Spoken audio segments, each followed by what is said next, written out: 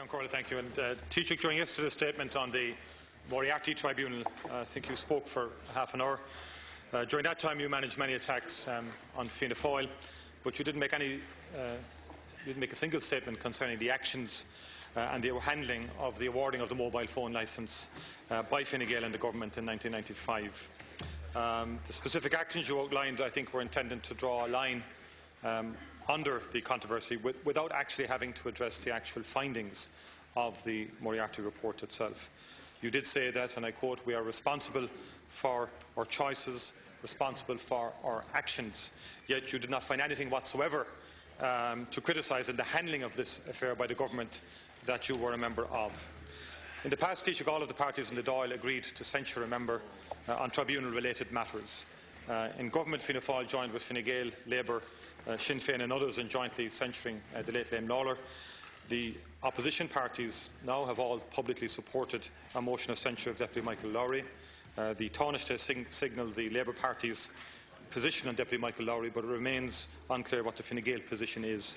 Deputy Lowry's performance, I think, last night shows that he does not accept that he has ever done anything wrong on any issue.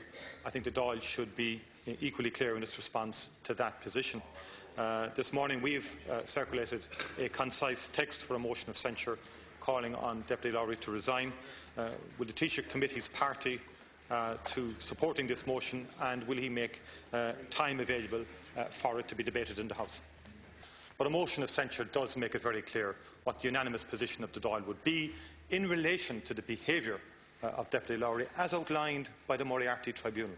It's as simple as that. It's about the Dáil making a statement in as concrete and determined fashion it can about the behaviour of Deputy Lowry as found by the Moriarty Tribunal. You've been on notice now since the publication of the findings of the Moriarty Tribunal that a motion of this kind could come before the House. It's not good enough that you would come in here and say you will consider the wording and so on like that. You know well what a motion of censure would entail and what the content of that would be.